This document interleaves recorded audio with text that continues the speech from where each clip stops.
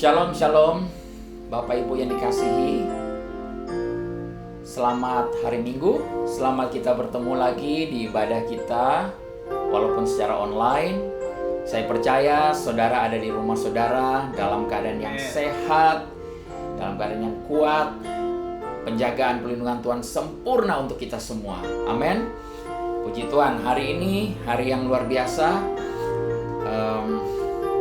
Kita mendapatkan pengumuman ada PPKM ya, jadi mau tidak mau kita harus mengikuti aturan pemerintah dan ya kita lakukan. Tapi tetap saudara bisa beribadah, tetap di rumah bisa mengikuti, bisa memuji, menyembah Tuhan. Dan sebagai pengumuman, setiap hari Rabu di TLW Community ini kita adakan klub. Saudara bisa join nanti dan kita bisa dalamin berbagai macam pendalaman Alkitab. Juga hari Kamis dilakukan ada English service juga. Dan saudara juga bisa join kalau saudara ingin join ya. Bisa nanti hubungin di nomor yang ada di bawah ini. Nanti saudara bisa dapatkan. Puji Tuhan. Hari ini saya akan sampaikan satu kebenaran firman Tuhan yang saya percaya akan memerdekakan. Tapi sebelumnya mari kita sama-sama berdoa. Bapa, kami bersyukur kepada Engkau. Terima kasih buat kasih setiamu. Terima kasih untuk berkat-Mu. Terima kasih untuk penjagaan perlindungan-Mu yang sempurna. Kami percaya hari ini ya Tuhan, Engkau Allah yang baik, yang sudah menyatakan diri-Mu lewat kehidupan setiap anak-anak-Mu ya Tuhan. Kami dikasihi, diberkati, dibuat sembuh, sehat oleh karena firman-Mu saja ya Bapa. Dan sebentar ketika firman-Mu disampaikan, itu boleh disampaikan jatuh ke tanah hati yang baik, dan itu akan tertanam, bertumbuh, dan kemudian berbuah, menghasilkan buah yang lebat, yang banyak ya Bapa. Terima kasih Tuhan.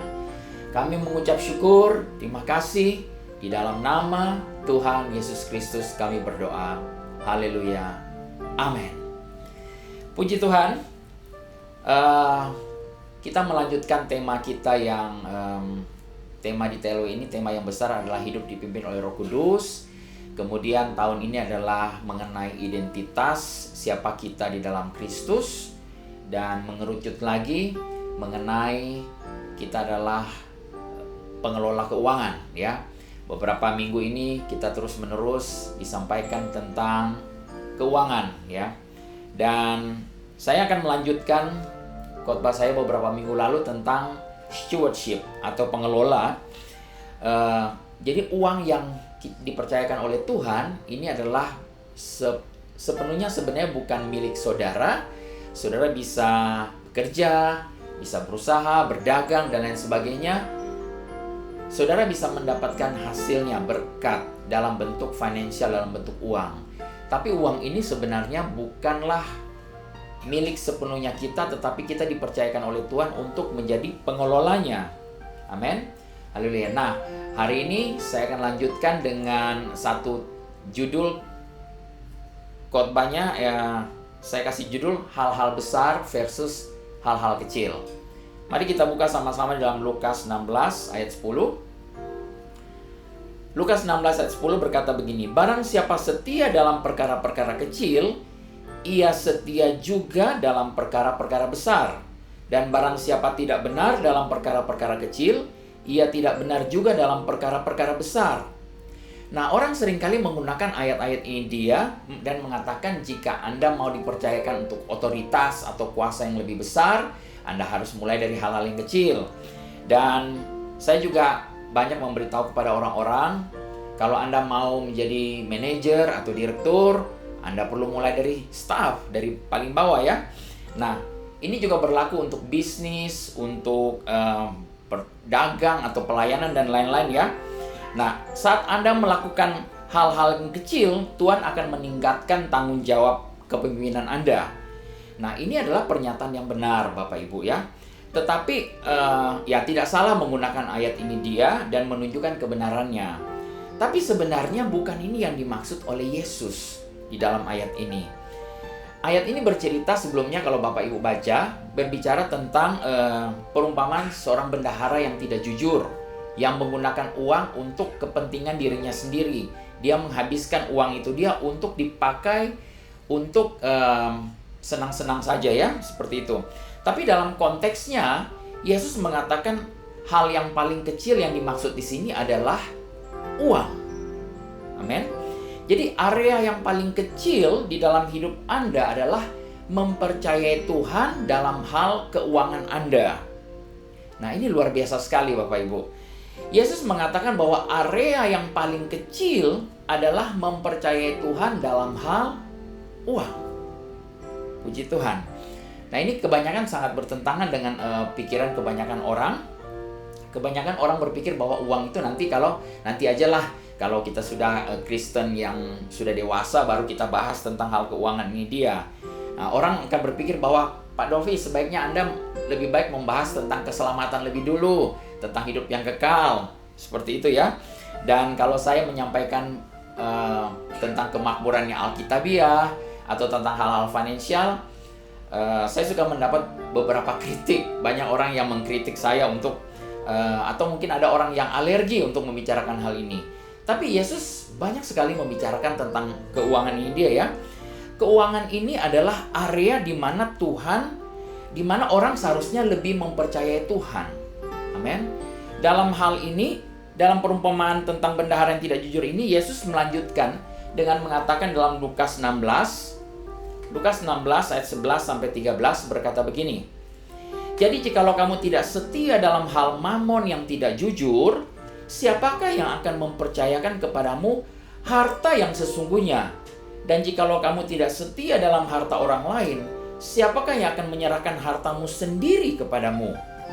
Seorang hamba tidak dapat mengabdi kepada dua tuan, karena jika demikian, ia akan membenci yang seorang dan mengasihi yang lain, dan ia akan setia kepada yang seorang dan tidak mengindahkan yang lain. Kamu tidak dapat mengabdi kepada Allah dan kepada mamon. Nah, mamon di sini berarti adalah uang. Nah, kita perlu berbicara tentang uang karena Yesus berkata dalam perumpamaan ini bahwa mempercayai Tuhan dalam area keuangan adalah kepercayaan kita yang paling kecil, ya. Atau dengan kata lain, Anda tidak dapat mempercayai hal-hal yang lebih besar sebelum Anda mulai mempercayai hal yang kecil ini. Dalam hal keuangan ini dia ya. Nah, saya mau katakan Anda tidak mungkin bisa mengangkat dumbbell atau barbell ya 100 kilo sebelum Anda mulai mengangkat yang 5 atau 10 kilo. Betul ya? Anda tidak mungkin bisa mendaki gunung sebelum Anda mulai bisa mendaki 10 anak tangga. Ya. Anda juga mungkin tidak bisa berlari maraton sebelum Anda mulai melatih berlari dari 1 kilo atau 2 kilometer. Ya. Jadi Anda tidak akan bisa memulai sesuatu yang terberat atau sesuatu yang terbaik, tapi tidak dimulai dari hal-hal yang kecil. Ya. Jadi ingat, di sini Yesus mengatakan bahwa mempercayai Tuhan dengan keuangan Anda adalah hal yang paling kecil. Ya. Ini adalah di mana Anda menggunakan iman Anda paling sedikit sebenarnya. Haleluya. Ini di mana Anda menggunakan iman Anda paling sedikit. Nah, jadi ketika Yesus berkata di dalam Lukas 16 ayat 10, dia katakan begini, dia yang setia dalam hal yang terkecil. Nah, Yesus sedang sementara mengatakan bahwa uang ini adalah hal yang paling kecil, yang terkecil di dalam kerajaan surga. Jadi, saudara coba pikirkan hal ini dia ya. Jika Anda tidak bisa mempercayai Tuhan dalam keuangan Anda, maka sebenarnya Anda sementara menipu diri Anda dengan mempercayai dia tentang keselamatan atau hidup yang kekal, yang lebih besar. Sekali lagi saya katakan ya, jika Anda tidak mempercayai Tuhan dalam keuangan Anda, bagaimana Anda bisa mempercayai tentang kehidupan kekal, tentang keselamatan yang lebih besar? Nah, saudara, ini sangat dalam ya. Tapi sebenarnya sangat gampang, sangat mudah harusnya dimengerti. Jadi jika Anda tidak melihat hal-hal yang besar terjadi di dalam kehidupan Anda, mungkin Anda sementara tidak mempercayai Tuhan untuk hal-hal yang kecil ini.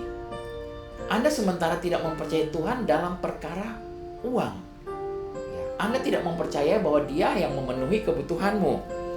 Nah, percaya bahwa keluarga Anda akan dipulihkan ya, atau ada kesembuhan yang termanifestasi, dan mungkin ada kesembuhan mental dan lain-lain. Ini sebenarnya hal yang lebih besar dibandingkan tentang masalah keuangan ya.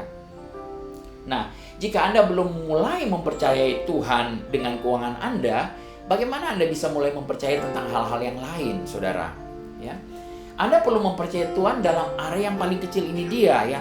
Bagaimana Anda bisa mempercayai Tuhan untuk menyembuhkan Anda dari depresi atau menyembuhkan dari sakit penyakit yang lain? Bagaimana Anda bisa percaya Tuhan bisa menyembuhkan Anda dari kanker atau dari masalah COVID? Ya. Sedangkan dalam hal masalah uang, dalam hal paling kecil ini Anda tidak percaya. Ya. Dia adalah Allah yang memenuhi segala keperluan kita. Amin. Nah, mungkin Anda sedang berpegang teguh kepada uang Anda, percaya kepada rekening Anda, dan daripada Anda lebih mempercayai kepada Tuhan, karena Anda mungkin berpikir bahwa jangan-jangan Tuhan ya tidak selalu menolong saya dalam hal finansial ini. Ya. Ini sama aja Anda sementara mengatakan bahwa saya tidak bisa melompat 1 meter, tapi saya mau melompatin Monas. Haleluya, ya nggak mungkin ya. Kita percaya bahwa kita bisa mulai melompat 1 meter, 2 meter, 3 meter, baru kita akan bisa percaya untuk melompati Monas. Ya. Nah, saya tidak mengatakan bukannya Anda perlu melewati banyak rintangan dalam hal Anda mendapatkan kesembuhan. Tidak. Ya, kesembuhan itu sudah Tuhan sediakan buat kita semua. Amin. Tapi ini perlu iman, saudara. Nah, mempercayai Tuhan dengan keuangan kita ini jauh lebih penting daripada hal-hal lainnya. Mempercayai Tuhan dalam hal keuangan ini lebih penting daripada mempercaya untuk hal-hal yang lainnya. Anda perlu belajar untuk percaya kepada Tuhan dalam hal yang paling kecil ini dulu. Amin.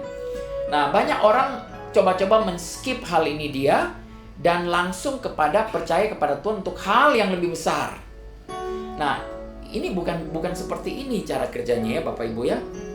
Jadi, kita harus mulai dari awal, mulai dari langkah step paling bawah, mulai dari yang paling kecil, mulai dari hal paling mendasar, yaitu mengenai keuangan. Kita harus mulai mendaki dari anak tangga yang paling kecil ini dulu. Nah, mempercayai Tuhan dalam hal keuangan Anda, ini adalah mulai startnya.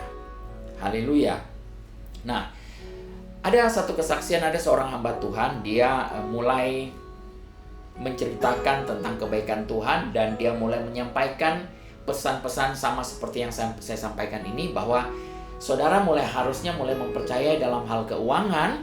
Dan kemudian setelah dia menyampaikan itu di dalam satu ibadah, kemudian dia mulai menantang orang-orang untuk mulai memberi ya.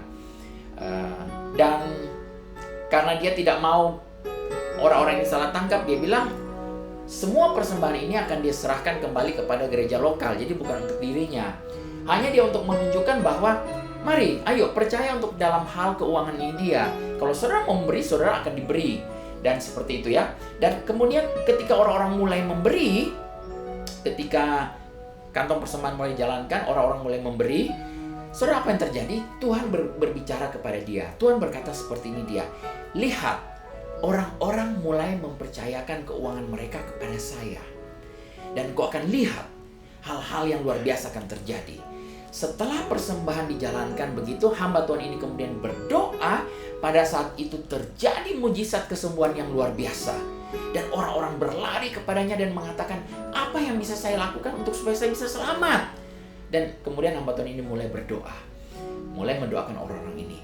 Saudara, mujizat-mujizat bisa langsung terjadi. Nah, saya mau katakan bukan berarti saudara memberikan uang, kemudian terjadi mujizat. Tidak.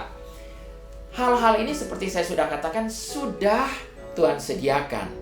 Tetapi mulai dengan mempercayakan uang Anda kepada Tuhan, ini akan membuka begitu banyak wawasan Anda, akan membuka banyak hal-hal yang besar-besar. Kenapa? Karena uang ini adalah masalah yang paling kecil, ya. Oke, jadi saya tidak mengatakan bahwa jika Anda memberi uang Anda, maka Anda akan menerima mujizat, enggak ya. Jadi kesembuhan atau berkat-berkat ini tidak dapat dibeli dengan uang, ya. Anda hanya dapat menerima sesuatu dari Tuhan ini melalui iman. Amin. Iman Anda lah satu-satunya membuat apa yang sudah Tuhan sediakan di alam roh itu termanifestasi di dalam alam jasmani. Ya. Jadi penggunaan iman dalam hal uang ini adalah penggunaan iman yang paling kecil. Amin. Ya. Penggunaan iman yang paling sedikit, ya. Nah, sebagaimana saya katakan tadi, bagaimana orang-orang bisa mempercayai kanker bisa sembuh. Ini kesembuhan ini sesuatu yang lebih besar dibanding saudara mempercayai untuk dalam hal-hal yang kecil, yaitu dalam hal uang. Ya. Mungkin saudara terkejut akan hal ini dia. Bagaimana saya menghubungkan soal kesetiaan saudara dalam hal keuangan dengan kesembuhan, dengan mujizat, dengan hal-hal yang lain. Tapi ini adalah kebenaran. Ini adalah apa yang Yesus sampaikan, ya. Jadi ini semua tentang mempercayai Dia, mempercayai Tuhan untuk hal-hal yang kecil sebelum Anda bisa melihat dan mulai bisa mempercayai untuk hal-hal yang lebih besar. Amin. Nah, Yesus mengatakan hal yang sama persis juga ketika ada seorang pemimpin yang kaya, seorang muda yang kaya, datang kepadanya dan berkata di dalam Lukas 18 ayat 18, saudara bisa baca.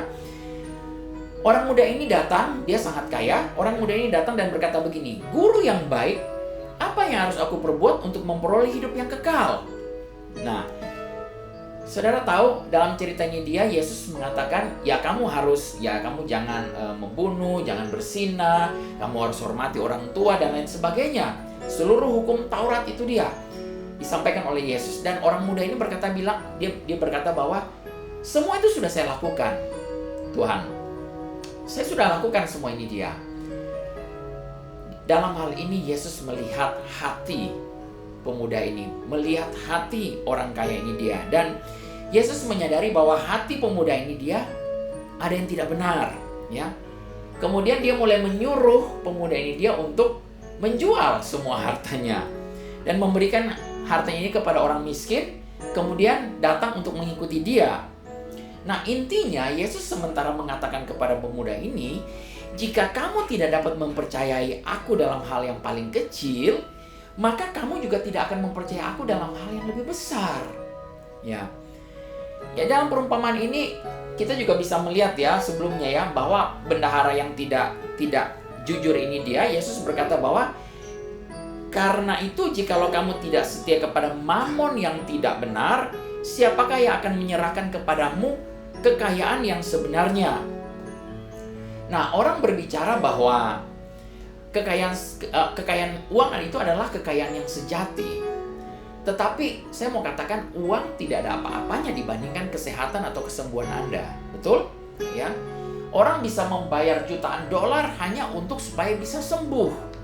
Ya. Bisa miliaran rupiah orang bisa gelontorkan untuk bisa supaya tetap sehat. Ya. Anda bisa tanya ini kepada orang-orang yang mengalami sakit yang begitu parah hampir mati. Apapun akan dia lakukan untuk dia bisa mengalami kembali lagi yang namanya kesehatan, kesembuhan itu. Yes. Amin. Ya. Nah, mereka ingin menerima hal-hal yang lebih besar, tapi mereka tidak mulai mempercayai Tuhan untuk berkat yang kecil ini ya. Nah, Anda harus mulai dari hal-hal yang paling kecil ini dia, dan kemudian mulai meningkat ya. Sebenarnya adalah hal yang bodoh untuk mempercayai Tuhan bisa menyembuhkan penyakit kanker dan lain sebagainya, tapi tidak mempercayai Dia dalam hal yang paling kecil, yaitu dalam hal keuangan Anda. Nah, paling tidak Anda akan mulai frustrasi dan akan kecewa. Yes. Ya, kalau misalnya tubuh Anda tidak sembuh, tidak sehat, mungkin bisa saja dalam hal ini, dalam hal keuangan, Anda belum bisa mulai mempercayai Tuhan. Haleluya. Nah, sekali lagi saya tidak katakan bahwa Anda bisa membayar untuk kesembuhan ya, tidak, bukan hal itu yang saya mau katakan ya. Tetapi ini mengenai iman. Ya. Iman mungkin untuk kesembuhan kanker itu Anda perlu iman yang lebih besar, tapi untuk hal yang paling kecil uang ini Anda hanya perlu iman yang lebih kecil. Jadi Anda mulai belajar dulu dalam hal ini dia. Anda tidak akan kaget kemudian hal-hal yang besar itu dia bisa Anda lakukan. Amin. Nah, ingat bahwa firman Tuhan mengatakan bahwa Anda tidak dapat mengabdi kepada dua tuan. Di dalam Lukas 16 ayat 13 berkata begini, Seorang hamba tidak dapat mengabdi kepada dua tuan. Karena jika demikian, ia akan membenci yang seorang dan mengasihi yang lain, atau ia akan setia kepada yang seorang dan tidak mengindahkan yang lain. Kamu tidak dapat mengabdi kepada Allah dan kepada Mammon. Nah, saya tidak mengatakan ini untuk menuduh Anda, tetapi ini untuk mencerahkan. Ya, ini untuk satu iluminasi buat saudara, buat kita semua ya. Jika Anda telah berdiri dalam iman untuk kesembuhan, tetapi Anda belum melihat manifestasi fisiknya, belum melihat apapun yang terjadi, bisa jadi ini alasannya. Anda belum mulai mempercayai Tuhan dalam hal yang paling kecil, yaitu keuangan Anda. Nah, pikirkan hal ini dia ya. Apakah Anda mempercayakan keuangan Anda kepada Tuhan? Kalau jika tidak, Anda perlu mencari lebih jauh mengapa Anda belum bisa menerima kesembuhan ini. Ya. Jadi, kedua hal ini sama-sama menggunakan iman, Bapak Ibu. Tapi yang satu, saudara hanya perlu iman yang lebih kecil dibanding hal yang lain, ya. Oke. Jadi jika Anda mau mempercayai Tuhan, maka percayalah sepenuhnya kepada Dia. Amin. Tuhan yang sama yang menjanjikan hidup yang kekal, keselamatan, Tuhan juga yang sama yang berkata di dalam Lukas 6 ayat 38, Dia berkata begini, "Berilah dan kamu akan diberi. Satu takaran yang baik, yang dipadatkan, yang digoncangkan dan yang tumpah keluar akan dicurahkan ke dalam ribaanmu. Sebab ukuran yang kamu pakai untuk mengukur akan diukurkan kepadamu." Amin. Jadi ini adalah satu prinsip, satu hukum rohani, di mana ketika kita memberi, kita pasti akan diberi kembali. Haleluya. Nah, saya mau kasih contoh saudara. Mungkin kalau saya katakan kepada saudara, saudara percaya nggak ketika saudara investasi ke saya, saudara kasih 100.000 ke saya, uang saudara ini akan saya balikin 10 juta. Kalau saudara betul-betul percaya kepada saya, saudara akan berusaha sebisa mungkin untuk bisa mulai dengan 100.000 ini. Betul? Kenapa? Karena saudara percaya saya bisa mengembalikan 10 juta kepada saudara. Bahkan orang di pinggir jalan dimanapun, kalau dia percaya kepada saya, dia akan berusaha untuk cari di mana untuk bisa dapat 100.000, untuk kemudian dia berikan supaya untuk dia bisa mendapatkan 10 juta. Haleluya, puji Tuhan. Nah, ini adalah satu ilustrasi saja ya Bapak Ibu ya. Nah, kembali ke pemimpin yang kaya tadi, ke orang muda ini ya.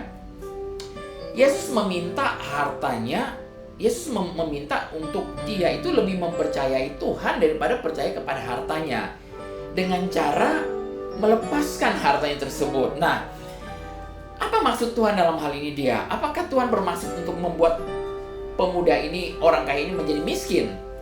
Tidak, Bapak Ibu, ya.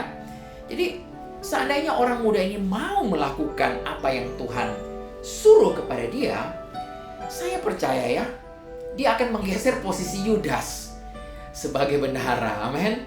Karena dia akan menjadi orang yang sangat kaya.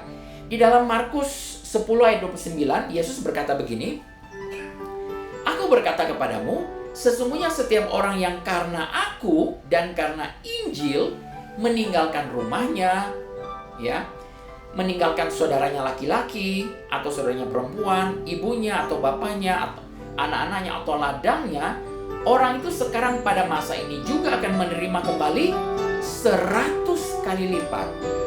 Wow, berapa kali? 100 kali lipat. Rumah, saudara laki-laki, saudara perempuan, ibu, anak, dan ladang sekalipun disertai berbagai penganiayaan, dan pada zaman yang akan datang ia akan menerima hidup yang kekal. Nah, saya percaya Bapak Ibu, ya, Tuhan tidak mau ketika dia menyuruh orang itu dia untuk lebih mempercayai dia daripada mempercayai kepada keuangan itu, bukan sementara Tuhan bukan menyuruh dia untuk menjadi miskin, ya. Kebalikannya, malah Tuhan ingin orang ini akan mendapatkan berlipat kali ganda. Tetapi sayang sekali orang ini dia lebih mempercayai kekayaannya. Dia lebih percaya kekayaannya. Di sini firman Tuhan berkata bahwa kalau ada orang yang karena Yesus karena Injil meninggalkan rumahnya. Artinya lebih mementingkan Tuhan dibandingkan rumah, dibandingkan hartanya, dibandingkan saudara, bapak ibunya, dibandingkan usaha ladangnya. Maka Tuhan berkata bahwa orang itu pada zaman ini juga, pada masa ini juga, pada sekarang ini juga menerima 100 kali lipat. Di mana hatimu berada, di situ, di mana hartamu berada, di situ hatimu juga berada. Amin. Haleluya. Saya bisa mengutip banyak sekali ayat firman Tuhan yang berbicara tentang bagaimana Tuhan memberkati kita dan memakmurkan kita pada saat kita memberi. Haleluya, ya. Nah, ini adalah prinsip firman Tuhan, ini adalah kebenaran firman Tuhan.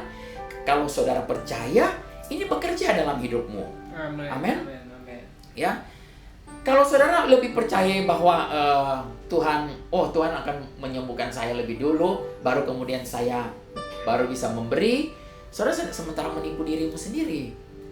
Sebagaimana saya katakan tadi, Anda tidak bisa melompat melewati Monas sebelum Anda belajar untuk melompat 1 meter atau 2 meter. Ya Monas terlalu tinggi mungkin ya. Tetapi Bapak Ibu bisa saya melihat di beberapa video YouTube, orang bisa melompat melewati tempat basket ya. Ada yang buat basket begitu ya, bahkan dia bisa masuk ke dalam lubang basket itu, dia meluncur keluar. Jadi kalau orang bisa melompat begitu, ya tentu saja dia sudah melatih mulai dari pelan-pelan ya. Puji Tuhan. Jadi kurangnya kepercayaan Anda kepada Tuhan dalam hal keuangan akan menghalangi seluruh perjalanan Anda dengan Tuhan. Saya ulang sekali lagi ya. Kurangnya kepercayaan Anda kepada Tuhan dalam hal keuangan akan menghalangi seluruh perjalanan Anda bersama Tuhan. Haleluya. Nah, saya melihat betapa banyak orang-orang Kristen yang dewasa secara rohani yang saya kenal, tidak ada satupun dari orang Kristen dewasa ini tidak memberi. Tidak ada satu orang pun yang tidak memiliki komitmen kepada Tuhan dan mempercayakan keuangan mereka kepada Tuhan. Ya. Di sisi lain, saya bisa memberikan banyak contoh ya mengenai banyak orang yang tidak percaya kepada Tuhan dengan keuangan mereka, dan hubungan mereka dengan Tuhan itu seperti roller coaster, naik turun seperti yoyo, naik dan turun ya. Mereka belum belajar untuk mempercayai Tuhan dalam hal keuangan mereka, dan mereka tidak memiliki stabilitas di dalam hidup mereka. Jadi kesimpulan yang bisa kita tarik di dalam pesan pada pagi hari ini adalah bahwa orang-orang yang tidak mempercayai Tuhan dengan keuangan mereka bukanlah orang Kristen yang matang, dewasa, yang stabil ya. Dan mereka tidak akan menjadi stabil sampai mereka mulai mempercayai Tuhan dalam hal keuangan. Haleluya. Nah, jika firman Tuhan hari ini berbicara kepada saudara, ingatlah bahwa dalam hal menabur itu juga ada proses ya. Bukan berarti ketika hari ini saya akan menabur, saya akan memberi yang banyak kepada pekerjaan Tuhan, kepada hamba Tuhan, atau kepada institusi-institusi yang Tuhan sudah percayakan untuk ada di bumi ini, dan kemudian Anda langsung berharap, saya akan menerima kembali berlipat-lipat kali ganda. Hal ini dia perlu proses ya. Sama seperti petani jagung. Saudara, satu jagung itu dia di dalamnya ada bulir, ratusan bulir ya. Nah, kemudian bulir ini bisa dikeluarkan oleh petani jagung dan dia bisa mulai menabur. Dan ketika dia menabur, jagung itu tidak akan langsung besok langsung keluar jagung dan kemudian ada buah-buahnya, enggak. Ini semua perlu proses ya. Jadi, tapi mulailah belajar dari hal-hal yang kecil ini dia. Mulailah dari ketika saudara dipercayakan uang 1 juta, Anda mungkin bisa mulai menabur mulai dari 10.000 ya, 20.000. Belajar seperti itu. Ada orang-orang yang berkata kepada saya begini, Pak Dolfi, nanti kalau saya sudah dapat penghasilan 100 juta, saya akan kasih per bulan 10 juta. Saya akan kasih persembahan 20 juta. Saya tidak percaya sama sekali.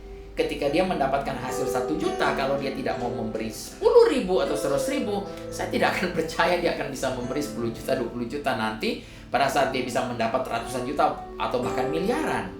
Tidak bisa ya. Ini dimulai dari hal yang kecil ya. Jadi ketika saudara mulai mempercayakan Tuhan pada hal-hal keuangan Anda, pada hal yang paling kecil menurut Tuhan ini, menurut firman Tuhan, maka hal-hal yang besar akan terjadi, saudara. Puji Tuhan. Ya, jadi kasih karunia ini cukup bagi kita semua, bagi saya dan saudara, dan memampukan kita untuk mulai belajar mempercayakan hal keuangan ini kepada Tuhan. Ya, Anda setia dalam perkara kecil, dalam hal keuangan ini dia, dan Anda akan dipercayakan hal-hal yang besar. Nah, saya dan saudara adalah pengelola keuangan yang baik, ya. Dalam hal keuangan ini dia ada bagian yang saudara mungkin bisa pakai, ada saudara yang bisa gunakan untuk saudara memberi, saudara menabur. Ada orang-orang yang perlu saudara bantu, saudara silakan, saudara bisa membantunya, ya. Dimanapun Tuhan taruh dalam hatimu, lepaskan. Istilahnya, saudara adalah pengelola, bukan pemilik. Kalau saudara pemilik, saudara akan susah untuk melepaskannya, ya. Jadi ketika kita mulai mengelola, saudara bisa bertanya kepada Tuhan, financial ini dia, keuangan ini dia, bagaimana Tuhan? Saya akan mulai mempercayakan Engkau untuk bekerja dalam hal ini dia. Saudara, saya terus terang mengucap syukur kepada Tuhan. Jakarta, Jawa, dan Bali ini dia diberlakukan PPKM atau apapun namanya. Mungkin semi lockdown atau lockdown, terserah orang mau katakan apa. Tetapi orang dipaksa untuk ada tinggal di rumah, ya, tidak pergi bekerja, yang tidak esensial, yang tidak penting, jangan dilarang untuk keluar. Ketika saya melihat ke belakang, saya melihat kota Jakarta ini dengan betapa sibuknya orang-orang, ya. Orang-orang sibuk banget mencurahkan waktu mereka mungkin 40 jam dalam seminggu, 50 jam, bahkan ada yang mungkin 60 jam seminggu. Untuk apa? Mengejar uang, ya, mencari uang. Tidak salah dalam hal ini dia, saudara, bekerja keras, tidak apa-apa. Tetapi ketika saudara mulai mempercayakan hal keuangan ini kepada Tuhan, saya percaya kebutuhan hidupmu, apapun yang saudara alami sekarang ini dia, itu akan dipenuhi oleh Tuhan. Amin. Amin. Terpenuhi. Saya bersyukur mungkin saat ini dia adalah kita bisa lebih mempercayai Tuhan dalam hal keuangan. Tuhan, mungkin saya mau dagang apa nih? Karena minggu-minggu ini mungkin akan ditutup semua. Saya tidak bisa berusaha, saya tidak bisa berdagang. Tapi aku percaya Allahku akan memenuhi segala keperluanku menurut kekayaan dan kemuliaan dalam Kristus Yesus. Amin. Mulailah mempercayai keuangan Anda ini dia, mulai dalam hal yang kecil ini dia kepada Tuhan. Karena Tuhan adalah sumbernya. Amin. Engkau adalah pengelolanya. Puji Tuhan. Saya percaya firman Tuhan pada pagi hari ini dia tidak kebetulan. Saat ini ketika Anda mulai mempercayakan keuangan Anda kepada Tuhan, dalam hal yang kecil Anda mulai percaya, janji Tuhan bahwa perkara yang besar akan mulai Tuhan percayakan kepada saudara. Amin. Puji Tuhan. Semoga pesan pada pagi hari ini dia bisa menjadi berkat buat Bapak Ibu semua. Mari kita berdoa. Bapa, kami bersyukur kepada Engkau, sebagaimana firman-Mu berkata bahwa barang siapa setia kepada hal-hal yang kecil, dia akan dipercayakan kepada hal-hal yang besar. Hari ini kami mau belajar Tuhan, untuk mulai setia, mulai mempercayakan Engkau ya Tuhan, untuk hal-hal yang paling kecil, yaitu hal keuangan kami ya Bapa. Kami tidak lagi mempercayai diri kami kepada Mamon, tetapi kami percaya kepada Engkau ya Bapa. Kami mulai mengarahkan pikiran kami, hati kami untuk percaya sepenuhnya kepada Engkau, karena Engkau adalah sumber kami. Engkau adalah sumber dari segala finansial kami, keuangan kami, untuk kesembuhan kami, untuk kemakmuran kami di dalam nama Yesus Bapa. Terima kasih Bapa. Kami percaya hal ini sudah terjadi dalam kehidupan kami. Dan hari ini kami lepaskan berkat buat anak-anak-Mu. Di dalam nama Yesus, ketika ada yang sakit, di dalam nama Yesus, aku lepaskan kuasa kesembuhan. Di dalam nama Yesus terjadi kesembuhan pada hari ini juga. sebab Engkau adalah anak Abraham. Engkau pewaris kerajaan Allah, pewaris janji-janji Allah. Di dalam nama Yesus, hidupmu makmur, sehat, kuat di dalam nama Yesus. Amen. Ada penjagaan pelindungan Tuhan yang sempurna bagi kita semua. Terima kasih ya Bapa. Terima hari ini juga kesembuhan, terima hari ini juga kemakmuran yang Tuhan sudah sediakan bagi Anda. Dan mulailah mempercayakan Tuhan untuk hal yang paling kecil, yaitu uang Anda. Terima kasih Bapa. Kami mengucap syukur dan berterima kasih kepada Engkau ya Tuhan. Saudara-saudaraku yang kekasih, terimalah berkat dari Allah Bapa, cinta kasih dari Tuhan Yesus Kristus menyertai saudara mulai saat ini sampai Maranatha Tuhan Yesus datang pada kali yang kedua. Di dalam nama Tuhan Yesus Kristus. Haleluya. Amin. Shalom shalom Bapak Ibu. Sampai ketemu lagi di ibadah kita yang akan datang. Dan jangan lupa di hari Rabu dan hari Kamis kita ada klub, ada komsel. Sampai ketemu. Tuhan memberkati. Amin. Amin.